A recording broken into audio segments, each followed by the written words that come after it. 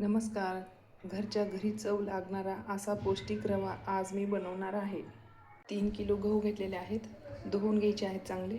10 मिनिटासाठी पाण्यातच ठेवून द्यायचे आहेत. 10 मिनिट झालेले आहेत.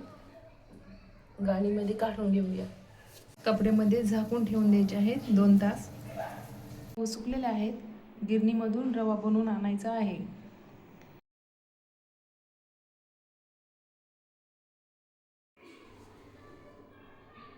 रवा तयार झालेला आहे.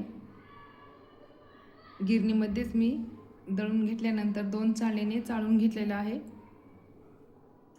खूप छान झालेला आहे.